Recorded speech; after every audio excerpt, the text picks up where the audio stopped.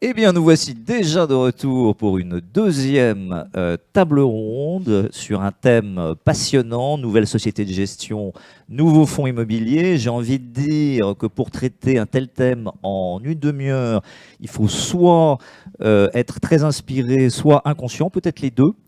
Ou alors peut-être que c'est très simple au contraire, peut-être qu'on devrait faire comme, ou chanter comme la chanson SCPI c'est fini de Hervé Villard. Je ne crois pas, je crois que c'est évidemment une problématique beaucoup plus complexe. Et pour commencer à arpenter ce champ très riche, je vais passer la parole à Amal Del Monaco, qui a une vision très pan-européenne. Et je crois, Amal, alors c'est un sujet complexe, mais que vous insistez dans les préparations qu'on a faites sur l'importance de la technologie qui serait en fait le véritable game changer, par-delà toute considération de très court terme. Merci, bonjour à tous. Effectivement, moi, quand je pense aux gérants de demain et aux enjeux de l'industrie, le premier sujet qui me vient à la tête, c'est la technologie, car la technologie va nous permettre de gérer des enjeux majeurs comme l'accès à la donnée et l'exploitation de la donnée. Je pense que d'ailleurs, cela va nous amener à changer les limites des différents acteurs qui sont aujourd'hui présents dans l'industrie et que peut-être demain, il y aura un seul gérant qui se focalisera sur les tâches qui sont plus créatrices de valeur. Je pense aussi que la technologie va nous donner accès, nous particuliers, à des produits qui étaient jusque-là peut-être réservés à des institutionnels. Et en troisième lieu, et ça peut faire le lien avec la table ronde suivante, je pense que ça va nous permettre aussi de traiter des sujets liés à l'ESG, surtout la partie environnementale. Mais le gérant de demain aussi va devoir s'occuper de la partie gouvernance et de la partie sociétale et sociale. Et je dois dire que dans une boîte comme Patritien, on est en train de combiner tous ces aspects. La partie gouvernance qui est souvent oubliée, j'ai la chance de co-présider le comité Equity, Diversity and Inclusion, donc égalité ou équité. Équité, qui n'est pas la même chose. Fairness. Diversité et inclusion, très important dans les sociétés de demain. Et puis la partie sociétale, on a la chance d'avoir une fondation qui œuvre pour des causes importantes pour la société. Merci Amal. Vous incitez sur la création de valeur et je crois, Jean-Marc, que c'est un thème qui vous est cher. En même temps, j'ai été assez frappé dans nos discussions. Vous dites qu'au fond, alors même qu'il y a beaucoup de changements et depuis de nombreuses années, que la reconnaissance de la gestion immobilière ou de l'immobilier en tant que classe d'actifs a été assez récente. Est-ce que vous pouvez nous expliquer ça?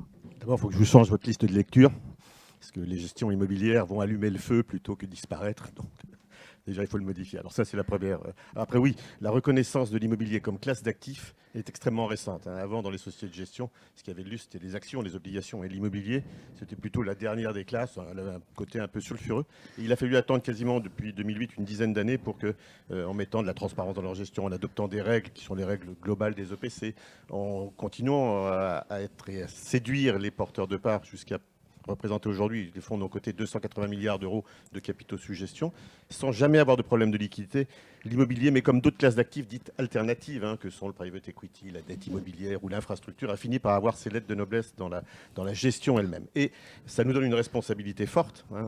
Et la responsabilité, notamment, et la première, c'est non seulement d'être représentatif de la rente, parce que ça, on nous l'a fait assez souvent, même si on est très fiers de représenter la rente, puisqu'en réalité, je ne connais pas un actionnaire qui ne dise pas qu'il est content d'avoir du dividende, je ne connais pas un porteur de part qui dit qu'il n'est pas mécontent d'avoir une rente. C'est l'objet de ce qu'on attend de nous. Mais ça ne nous dispense pas pour autant d'avoir une fonction sociétale, c'est-à-dire d'accompagner les évolutions des sociétés dans lesquelles nous sommes pour donner du sens à cette épargne immobilière et réexpliquer, réaffirmer que sans nous, il y a beaucoup de fonctions sociétales qui n'existeraient pas aujourd'hui. Alors, la première, il faut accompagner ces évolutions, qui sont les évolutions actuelles, c'est ce que disait Amal. Alors, technologiquement, bien sûr, mais se rendre compte qu'on a besoin de plus de logistique parce que le e-commerce se développe, se rendre compte qu'on a besoin de data center pour pouvoir accueillir toutes les données avec qui on fonctionne tous les jours, revenir sur le logement abordable, ça c'est des évolutions sociétales et l'immobilier doit les accompagner. C'est fondamental. On doit aussi accompagner cette transition énergétique. Alors, pas forcément pour une question de performance de nos fonds, je crois que là, ça va coûter cher, et je ne suis pas très sûr que ce soit, mais parce qu'on a cette responsabilité environnementale de sauver de continuer à sauver notre planète ou à la préserver, et c'est essentiel. Et puis après, l'immobilier, ça a aussi une fonction politique. J'aimerais qu'on insiste en 2022 sur ce fonds. On peut être des éléments de règlement d'un certain nombre des problèmes de fonds qu'on va avoir. On parlait du logement abordable, du logement décent. Oui, Bien il y sûr. a quelque chose à faire. On parlait du financement de la dépendance et de la vieillesse, qui va être un problème majeur dans les années à venir. Là encore, les fonds immobiliers, les fonds de dette pourraient venir prendre une partie de ce rôle-là. Voilà. Donc, aussi, voilà, on est au cœur des problèmes qui seront les enjeux de demain. Et si on nous aide un tout petit peu, on aimera les satisfaire. Et puis, on peut être aussi un outil de compétitivité économique. Encore une fois, quand la France cherche en dehors des sous-marins et des avions, ce qu'elle peut vendre, je pense qu'elle pourrait vendre la gestion immobilière et faire l'inverse de ce que fait Patricia, qui vient travailler chez nous. Nous, on aimerait beaucoup aller travailler dans le reste de l'Europe, pouvoir vendre à la fois nos produits à c'est des certainement une institutionnels, prochaine étape. voilà, à des particuliers. Et c'est ça, voilà. Donc l'immobilier est toujours en mouvement. Voilà, Et ça n'est qu'un début. Et ça n'est qu'un début. Et il allumera le feu dans les années à venir. Allumé là, après Hervé Villard, on Johnny passe à avec- Johnny Hallyday. C'est très musical et ça n'est pas fini, vous verrez. Alors on parlait de la classe d'actifs, Sébastien Bertin. La classe d'actifs, ça c'est quelque chose, on va dire, de très général. Vous êtes plutôt dans un acteur de niche. Chez Minstone, vous développez des instruments nouveaux. On est vraiment dans la pierre-papier. Est-ce que vous pouvez nous parler de vos FPCI?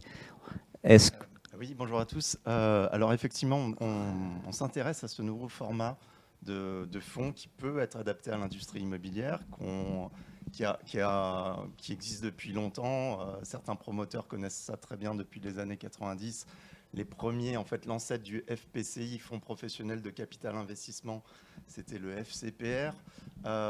Et c'est un format qu'on trouve particulièrement adapté dès lors que vous ne considérez plus l'immobilier comme l'immobilier de rendement long terme et que vous y ajoutez une dimension commerciale. Donc c'est le cas de la promotion, c'est le cas de l'activité de marchand de biens, c'est le cas aussi de l'activité hôtelière.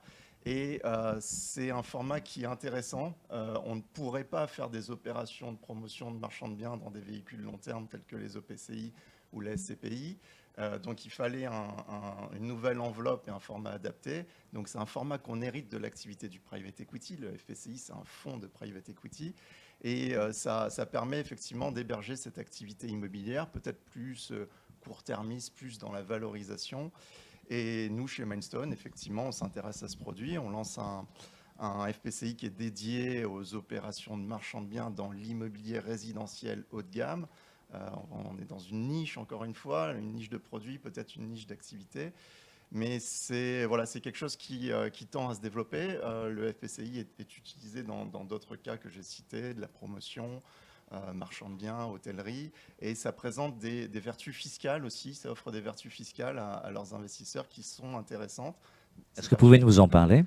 Alors, quelques-unes qui sont étonnantes. Le FPCI peut exonérer d'impôt sur les revenus les personnes physiques qui auraient souscrit et qui seraient restées pendant 5 ans détenteurs de leur part. Donc, c'est assez magique presque de faire disparaître l'impôt sur le revenu. La plupart du temps, il ne rentre pas dans la case de l'IFI puisque c'est du private equity. Donc, les investisseurs font quelque part de l'immobilier, en tout cas investissent indirectement dans une activité immobilière sans être taxés à l'impôt sur la fortune. Alors pour les investisseurs les plus chanceux qui paieraient cette taxe autrement. Et certains FPCI sont éligibles au remploi. Donc là encore, ça peut intéresser des investisseurs privés qui auraient fait des plus-values de valeur mobilière, des entrepreneurs par exemple. Donc il y a un format fiscal qui est aussi intéressant et qui est à prendre en considération pour ces investisseurs. Alors, de la fiscalité au droit, il n'y a qu'un pas que je franchis allègrement, Céline Keane. On va revenir sur la fiscalité après, parce que c'est un aspect important, je crois. Tous ces nouveaux produits, ces nouvelles sociétés, cet immobilier nouveau, en fait, ça implique aussi de nouveaux risques, davantage d'accompagnement. Est-ce que vous pouvez nous donner votre témoignage sur ce point crucial? Oui, bien sûr. Donc, en fait, effectivement, ce que soulignait Sébastien, il y a des nouveaux types de fonds qu'on voit apparaître dans l'immobilier, donc les FPCI, les SLP aussi. Nous, on a accompagné plusieurs clients dans la création de sociétés en libre partenariat. Et donc, c'est des nouveaux formats de fonds qui sont récents et qui permettent... En 2 mots, SLP, donc, qu'est-ce que... Alors, c'est un petit peu l'équivalent du FPCI avec des avantages fiscaux aussi pour celui qui les crée. Et c'est des fonds en fait qui permettent, par rapport aux véhicules qui existent, on a les SCPI, les OPCI qui sont vraiment des véhicules où l'investisseur attend du rendement et des flux réguliers. Là, sur ce type de fonds, on peut faire des opérations de marchand de biens qui sont interdites en fait dans les véhicules réglementés qu'on connaît tous, les OPCI et les SCPI. Donc ça offre un petit peu plus d'opportunités. Une technicité qui augmente et donc qui nécessite voilà, donc une technicité de l'expertise qui doit se développer aussi. Exactement. Nos clients aussi donc, créent ce type de fonds, vont de plus en plus aussi sur des projets au niveau européen, donc investissent en Europe. Amal nous en parlera peut-être. Voilà, donc on les accompagne sur des opérations de due deal, quand ils achètent des sociétés immobilières ou pour produire en fait la comptabilité de ces fonds. Quand on a des actifs qui sont à l'étranger, c'est une organisation à mettre en place, c'est une expertise à avoir et nous des partenariats à développer avec des partenaires locaux qui connaissent les règles locales. Donc effectivement, c'est des sujets nouveaux. Passionnants en tout cas. Et passionnants. Parce qu'on en est probablement qu'au début. Jean-Marc parlait de gestion immobilière en mouvement. Je crois on tient peut-être une forme de pré-conclusion. Est-ce que Jean-Marc voulait rebondir sur ce que disait Sébastien, sur l'importance de la fiscalité peut-être dans cette nouvelle donne ou du donné juridique, ou est-ce que vous avez un commentaire à faire? Un petit commentaire sur la fiscalité, parce que oui. C'est pas que négatif. C'est-à-dire que, première chose, jamais dans toute l'OCDE, l'immobilier n'a été autant taxé en France du début jusqu'à la fin, de la construction jusqu'à la succession. Donc il faut quand même en avoir conscience. On est quand même d'une certaine manière un fournisseur large de fiscalité. Un contributeur généreux. Voilà. Alors, pas grave, même y compris sur l'IFI, non pas que je sois un fanatique, mais par contre, il faut que ça finisse par correspondre au rendement réel des actifs. Dire je paye 1 ou 1,50 d'IFI quand j'ai un rendement à 6 sur un immeuble, je ne dis pas que c'est bien, c'est entendable. Quand j'ai un rendement à 2,5, ça commence à devenir confiscatoire. Donc il faut on est tout à fait toujours d'accord, d'ailleurs, pour participer à cette fiscalité, mais il faut qu'elle soit quand même adaptée à la réalité des taux d'aujourd'hui. Et une proportionnalité avec les taux de rendement des actifs serait sans doute la bienvenue si on veut qu'elle soit encore supportable pour les investisseurs. Mais en dehors de ça, je suis ravi qu'il y ait beaucoup d'imagination dans tous les produits que l'on crée. Alors il ne faut pas qu'on comprenne que quand il y a de l'avantage fiscal, c'est au contraire, c'est pour accompagner ces activités. Tout à fait, mais ça paraît tout à fait justifié en l'état. C'est pas l'avantage fiscal pour l'avantage fiscal, c'est l'avantage fiscal, encore une fois, pour la fonction sociétale. On remet des actifs au goût du jour, on les transforme. C'est ça la réalité. C'est un incitateur politique pour une activité et non pas uniquement un aspect fiscalité. Entièrement d'accord, Jean-Marc. Je reviens sur l'aspect technologie, parce que c'est quelque chose, finalement, ça sous-tend toutes nos discussions. Il faut plus de technologie pour toutes ces évolutions.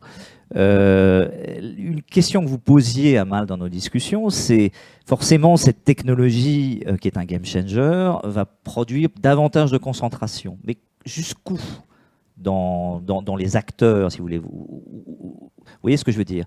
Ou est-ce que, ou jusqu'à quel point, mais vous pouvez aussi répondre, Sébastien, la digitalisation de l'économie, de l'activité immobilière, par contre, est-ce qu'à un moment donné, elle ne trouve pas une forme de limite? Je pense qu'on est au début. Oui. Donc, de mon point de vue, pour répondre à votre question, ça va consolider l'industrie. Encore une fois, je ne suis pas sûre que dans 7 ans, dans 10 ans, on parlera encore de property manager et d'asset manager, par exemple.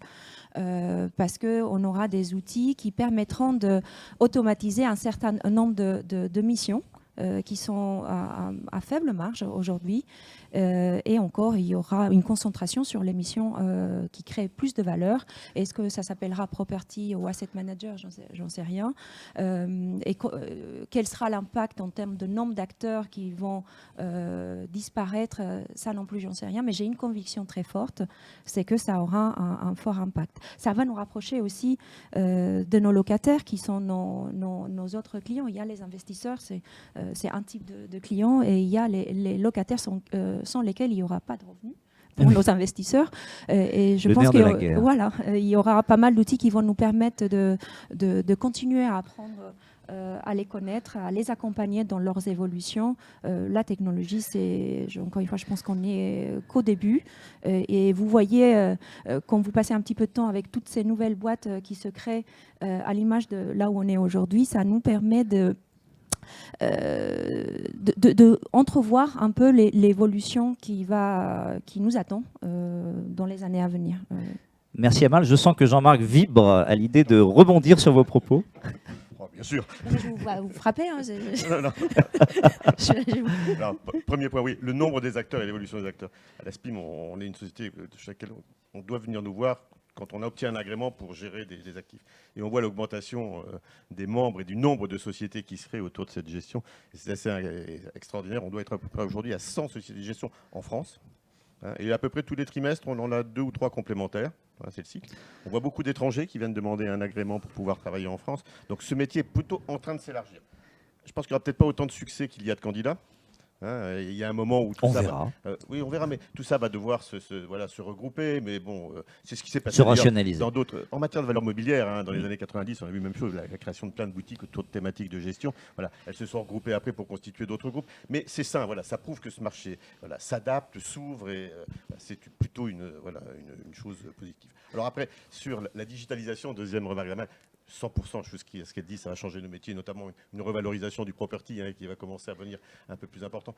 Par contre, on a une limite inquiétante quand même en matière immobilière, c'est que tout ne peut pas être digitalisé, parce que le problème, c'est qu'on a des actifs physiques. C'est un peu le sens de ma Donc, question. il y a des acteurs et des locataires qui sont là, quoi. Donc, oui, on peut faire beaucoup de choses, on peut commercialiser, on peut remonter des données, on peut sans doute vendre, on peut sans doute créer des fonds dans la blockchain, tout ça c'est faisable, mais la réalité de l'actif, la réalité physique, elle sera toujours là et qu'il faudra bien sûr, comme disait la table ronde précédente, s'occuper de ses locataires, s'occuper de ses immeubles, se les faire évoluer. Et là, pas beaucoup de digitalisation. Merci Jean-Marc, parce que par-delà votre enthousiasme communicatif, vous me permettez de rebondir vers Sébastien, où on parle beaucoup de pierre-papier en ce qui vous concerne. Mais comme vous l'avez souligné vous-même dans nos discussions, la pierre-papier, ça reste de la pierre. C'est d'abord avant tout une compétence immobilière. Oui, tout à fait. Effectivement, moi je considère, pour rebondir sur ce que disait Jean-Marc, qu'il y a l'émergence de nouveaux acteurs parce on voit une émergence aussi de nouveaux produits, de nouveaux usages. On a parlé de coworking, de co-living, de tiers-lieux, d'usages hybrides. Tout évolue. On a parlé tout à l'heure dans le secteur de l'hôtellerie, de segmentation d'hôtellerie économique qui n'évolue pas de la même manière forcément que l'hôtellerie de luxe. Et vous avez des stratégies, des nouvelles stratégies qui sont proposées. Et parfois, c'est plus facile de les proposer par des nouveaux acteurs qui portent de nouvelles idées. Donc, on a l'émergence de nouveaux acteurs qui portent ces nouvelles idées. Et on voit leur nombre augmenter avec peut-être, pour moi, un mouvement de thématisation assez forte sur ces stratégies qui vont se démarquer un petit peu des stratégies traditionnelles sur une segmentation bureau, commerce, résidentiel. Maintenant, on voit même une granularité plus fine où il y a des stratégies qui se montent au sein de ces grandes catégories avec des spécificités très particulières. Et pour répondre à votre question, Stéphane, vous avez raison, ça reste de l'immobilier, ça reste de la pierre. Le papier est là peut-être pour démocratiser la pierre, pour la rendre accessible à des investisseurs, des petits porteurs qui n'ont pas les moyens de traiter en direct, de s'acheter un hôtel, de s'acheter un immeuble de bureau. Eh bien voilà, donc maintenant ils vont, j'espère, pouvoir Et de manière régulée. Voilà. Et de manière régulée, effectivement, on est AMF. rattrapé par la réglementation. Et c'est ce qui fait que certains acteurs, s'ils veulent poursuivre leur activité de gestion, d'investissement immobilier, ils sont obligés de le faire en respectant le cadre réglementaire, donc d'être supervisé par l'autorité des marchés financiers et donc d'adhérer à la SPIM notamment. Et effectivement, alors voilà, il y a une dimension pierre qui est très forte et il ne faut pas oublier l'enveloppe. Les investisseurs peuvent avoir des questions sur leur liquidité, sur la fiscalité. Et donc, effectivement, il y a aujourd'hui un catalogue de produits, de pierre-papier qu'il faut regarder à l'aune des stratégies et également de considérations sur la dimension papier. Merci Sébastien, et vous me permettez admirablement de rebondir vers Céline, que je sens vibrer elle aussi, parce que vous parlez de régulation, de réglementation, de fiscalité. Quels sont vos commentaires par rapport à ce qu'on vient de dire ? Ce que ça m'inspire, c'est que sur la fiscalité, déjà, on est sur un cadre qui est pas stable sur le long terme. En fait, on a des évolutions chaque année. Et donc, au niveau de nos clients, nous, on les accompagne à bien appréhender en fait toutes les évolutions, qu'elles soient comptables, réglementaires ou fiscales, les appréhender sur le plan opérationnel et voir l'impact que ces nouvelles réglementations vont avoir sur la performance de leurs fonds, sur leur organisation. Donc c'est des sujets qu'on suit de façon attentive Est-ce que vous avez des exemples que vous aimeriez évoquer sur ces problématiques, ces nouvelles problématiques de régulation Là, ce qu'on a comme nouvelle, il y a le nouveau plan comptable des OPCI par contre qui vient de paraître. Je sens que ça intéresse Jean-Marc. Voilà, non, mais c'est des sujets, bon ça c'est plus sur la compta, sur la fiscalité, bon, on attend la loi de finances avec les nouvelles règles qui vont tomber. Donc on suit, il y a beaucoup de choses à suivre en parallèle. Donc voilà, mais après je voulais rebondir sur ce que disait aussi Amal sur la partie technologie et innovation. Nous, ce qu'on peut voir, on travaille avec beaucoup de sociétés de gestion, donc de toute taille, des grosses sociétés de gestion et des plus petites qui viennent de se créer. Et en fait, ce qu'on s'aperçoit, c'est qu'au niveau des sociétés de gestion de taille importante, elles ont un sujet sur le traitement de la data et gagner en efficacité sur comment exploiter de façon rapide et fiable cette data en fait. Parce qu'il y a beaucoup dans l'immobilier, il y a beaucoup de données et en fait pour faire des reportings hors comptabilité sur ces données-là, ça demande au niveau des équipes beaucoup de temps et d'énergie pour produire ces états-là. Et donc je pense que c'est un enjeu peut-être dans les prochains mois, voire prochaines années, de trouver des solutions techniques et innovantes pour pouvoir facilement avoir accès à cette donnée et la travailler de façon plus efficace. Ce que vous nous dites, Céline, c'est qu'en gros, Amal ou Sébastien, ou peut-être Jean-Marc, vont devoir embaucher davantage de data scientists.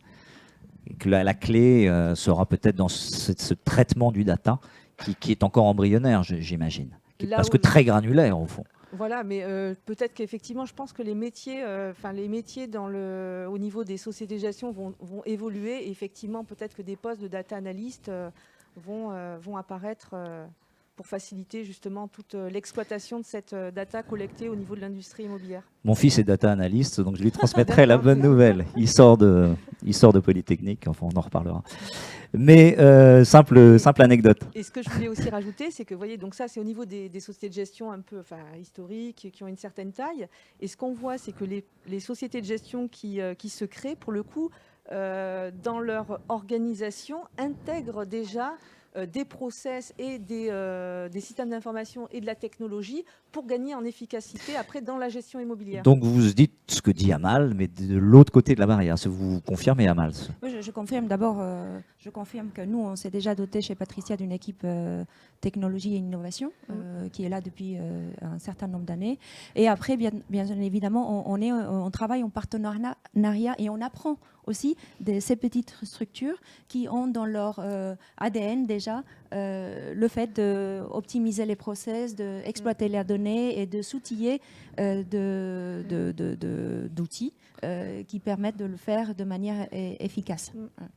Merci Amal. Une dernière question avant de passer aux questions des auditeurs ou des participants.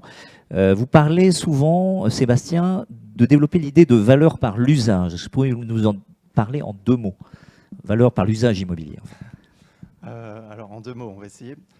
Non, mais en fait, c'est simplement que on se rend compte que le métier de bailleur change. Traditionnellement, le bailleur est propriétaire des murs, il s'intéresse à la perception d'un loyer, la qualité de sa contrepartie, la durée de ses loyers. On en a parlé déjà un petit peu autour de la table ronde précédente. La situation change, évolue avec l'alignement d'intérêts avec le locataire. Nous, on considère que le bailleur, en fait, dans son rôle de valorisation des murs, il peut aller un petit peu plus loin que simplement la perception des loyers en s'intéressant peut-être à la création de valeur qui a lieu au sein de ces murs. Et donc, par exemple, pour faire suite à la table ronde précédente, on comprend bien que quand le bailleur, le propriétaire d'un hôtel veille à ce que l'activité de son locataire exploitant hôtelier se déroule bien, dans les bonnes conditions avec un alignement d'intérêts, il en profite lui aussi pour mieux valoriser ses murs. On voit qu'il y a des nouveaux usages qui émergent avec tout simplement une évolution de la société, une quête de sens, peut-être une quête aussi de liberté. Moi, je m'intéresse beaucoup au phénomène du coworking, par exemple. Et le phénomène du coworking, comment je l'analyse? Je me dis, certains bailleurs ont été très contents de voir émerger ces coworkers qui payaient des loyers confortables. Mais quelque part, quand on y réfléchit bien, ces coworkers, qu'est-ce qu'ils font? il continue de créer de la valeur en s'intéressant aux nouveaux usages, à ces jeunes entreprises qui préfèrent de la flexibilité, payer un loyer important avec du service. Et quelque part, le bailleur s'est arrêté en chemin. Lui, il a simplement cédé son bail. Et voilà, pour moi, l'évolution, c'est peut-être de s'intéresser un petit peu plus, d'aller un peu plus loin dans l'exploitation de l'usage, enfin l'identification de l'usage. Plus que de nouvelles sociétés de gestion ou de nouveaux fonds immobiliers, c'est presque une nouvelle philosophie, en fait. Et ça me paraît très positif également. On va passer aux questions. Et alors là, on a une question qui est directement dirigée vers vous, Monsieur Colli, Jean-Marc. Et on nous demande, y a-t-il une estimation, combien de créations de SGP pour gérer des fonds immobiliers en 2022 selon vous? C'est une question qui est posée. Un peu compliqué, il faudrait plus la poser à l'AMF, mais pour nous, on ne prétend pas tout voir d'ailleurs, parce qu'il y a d'autres associations, notamment l'AFG, et ça doit être 2-3 par trimestre, donc c'est ce que vous disiez. De gestion, donc c'est un rythme soutenu. Voilà. Pour un total de combien pour les 95 au début de l'année. C'est un fort pourcentage. Mais c'est peut-être aussi la sortie de cette crise qui incite des gens à tenter de nouvelles aventures autour de nouvelles thématiques, parce qu'effectivement, elles sont très centrées sur une partie seulement du métier et pas sur la totalité. Donc c'est peut-être une année un peu particulière. Mais le rythme est bien parti. Mais c'est en soi assez positif. Alors, on a une autre question. On parlait du digital. Là, on nous demande, est-ce qu'on pourrait imaginer... Bon, on a un petit peu défloré cette question, mais peut-être la repréciser, puisque c'est posé par les participants. Est-ce qu'on pourrait imaginer pour la distribution de fonds, plus spécifiquement du tout digital? Amal. Non, et je voulais clarifier un point. Je n'ai jamais imaginé qu'on puisse faire de l'immobilier sans des professionnels de l'immobilier. Je représente l'asset management, ça serait quand même pas approprié.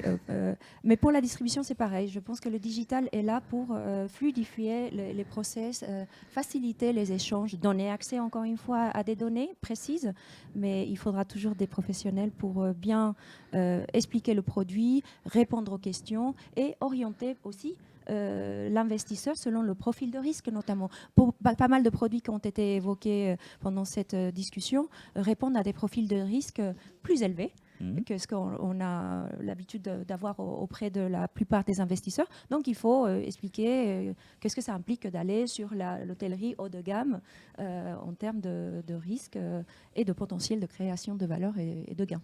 Est-ce que vous voulez rebondir, Jean-Marc, sur cette idée du tout digital? Tout digital. Dans la distribution. Dans la distribution. Bien évidemment, on y arrivera avec des limites quand même, parce que malheureusement, comme le dit Amal, il faut quand même être capable d'expliquer correctement le produit aux clients, de mesurer leur appétit au risque qu'ils vont prendre. Donc, toute cette problématique est importante, mais on ne peut pas imaginer à l'époque aujourd'hui où on a des plateformes qui distribuent des produits partout, qu'on échappe un jour au fait que ces produits puissent être distribués par les mêmes plateformes.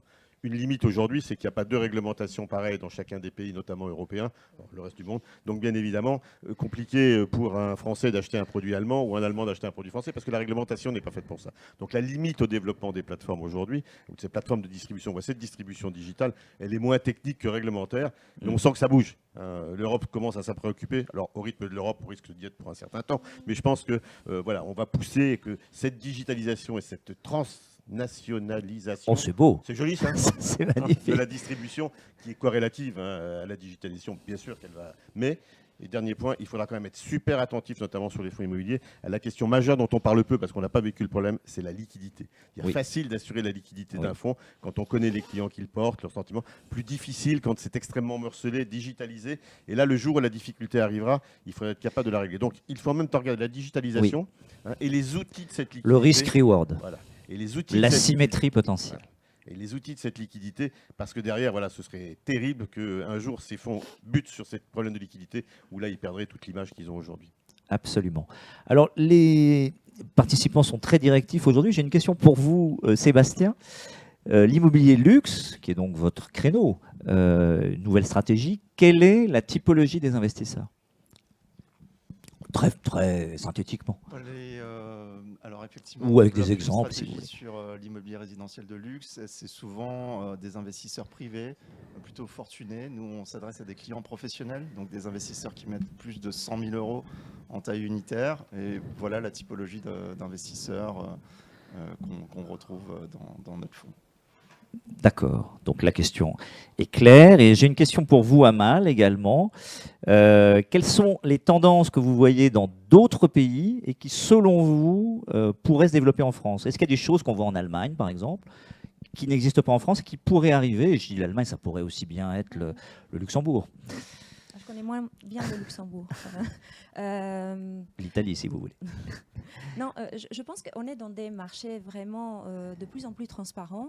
Les investisseurs qu'on côtoie, qu'ils soient particuliers ou surtout institutionnels, ils sont présents et ils s'intéressent à d'autres marchés. Donc, je dirais du point de vue de l'investisseur, rien qu'on ne sache pas.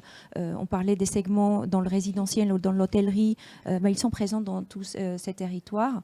Et du côté utilisateur, les mêmes tendances. Les locataires qui veulent plus de flexibilité, plus de services, c'est vrai pour le bureau, c'est vrai pour le résidentiel. Et encore une fois, c'est là où on voit des sous-segments émerger, se développer. Je pense au co-living, je pense au micro-living, je pense au service apartment. Donc, c'est des choses qu'on peut voir à Madrid, à Paris, à Londres, assez communs, des dénominateurs communs dans toutes ces géographies. Donc une complète recomposition des instruments, des acteurs, etc. J'ai une question qui est un peu différente, qui est plus générale. Quel bilan des OPCI, c'est peut-être plus à vous Jean-Marc qu'on va s'adresser, ou Céline, depuis leur création, OPCI grand public et OPPCI, faut-il changer les choses? C'est la question. Alors, je ne sais pas si vous avez une réponse à ça. Céline, peut-être. Alors, nous, là, pendant la période de crise, on a accompagné des sociétés de gestion sur la partie OPCI, plutôt en gestion comptable, mais c'était des fonds qui étaient déjà créés. On n'a pas vu beaucoup de création d'OPCI ou d'OPPCI, parce que nous, le type de véhicule qu'on a plus vu, c'était des SCI CAV qui revenaient. C'est des véhicules qui sont très anciens et ils sont revenus là sur le marché. On a accompagné plusieurs sociétés de gestion à lancer ce type de fonds et moins les OPCI, parce que les SCI CAV, c'est plus souple, on peut plus innover en fait que les OPCI où le cadre il est réglementaire et assez strict, donc on peut faire moins de choses avec ce type de véhicule. Donc on en a moins vu pendant les 2 dernières années là, de création. Et par contre, les CPI, on a des sociétés de gestion qui étaient plus spécialisées sur la partie OPCI institutionnelle. Et dans le cadre de la diversification de leur stratégie, ont voulu se positionner sur le retail et donc ont créé des SCPI en fait. D'accord. C'est le véhicule qui est très ancien, mais on revoit les créations de SCPI. Retour à l'expéditeur. Voilà, et SCPI au niveau pan-européen en fait. Jean-Marc brûle d'embrayer sur Une fois vos je propos. brûle, une fois je vibre. Il faut se mettre d'accord. Non, mais OPCI, incontestablement, c'est vrai que c'est un succès. Pas forcément là où on l'attendait. C'est un succès surtout pour les fonds institutionnels. Ils ont drainé énormément cette structure relativement. Voilà. Sur les particuliers, c'est un petit peu plus compliqué. Un grand succès plutôt dans des réseaux ou autour du contrat d'assurance, dans lequel l'OPCI est rentré parfaitement parce qu'il assumait une liquidité interne, c'est-à-dire que c'est lui qui était chargé d'assurer la liquidité du fonds et non pas l'actif immobilier qui devait le faire. Donc les assureurs ont été plutôt séduits. Oui. Mais cette composition hybride du patrimoine des OPCI, un peu de valeur mobilière pour assurer la liquidité et un peu d'immobilier, n'a pas toujours été bien comprise. Et puis dans cette période où les valeurs immobilières ont un peu chuté, la performance a été parfois négative. Et ça n'a pas été bien compris non plus. Donc c'est un beau produit. Il peut notamment permettre tout ce que ne permet pas la SCPI, l'exercer des activités commerciales dans des immeubles, fabriquer de l'électricité et la vendre, faire du serviciel comme on fait ici. C'est facile dans un OPCI parce qu'il a la structure juridique et fiscale pour le faire. C'est plus compliqué pour les SCPI. Donc en fait, c'est un succès plus près des institutionnels. Ça méritera, comme la SCPI, d'être ajusté en fonction justement des nouvelles tendances de l'immobilier pour que ça puisse correspondre toujours à ce que veulent les particuliers d'un côté, la rente. Mais ce que veut la société, c'est une évolution et du service, plus de service dans les immeubles. Et ça, il faudra le faire. Très bien, je crois que nous arrivons au terme de cette table ronde. Si j'osais mettre en place une sorte de conclusion, mais que vous devez valider, évidemment, je ne suis pas là pour la faire, j'ai envie de dire que l'heure est vraiment clairement, de ce que j'entends, à l'imagination, la créativité, c'est quelque chose qu'on ne soupçonne pas forcément. On voit ça bouge vraiment beaucoup. Et donc, cette recomposition, selon vous, on en est au fond grâce à la technologie qu'au début. C'est ça, en fait, la thématique. Oui, je pense qu'on est sur peut-être une classe d'actifs un peu traditionnelle, facile à appréhender. tout le monde un rapport à l'immobilier. Et effectivement, peut-être que les dernières années, les cartes sont rebattues, de nouvelles stratégies, de nouvelles tendances de consommation, de rapport à l'immobilier, que ce soit l'immobilier où on vit, où on travaille, où on va en loisir ou faire du shopping.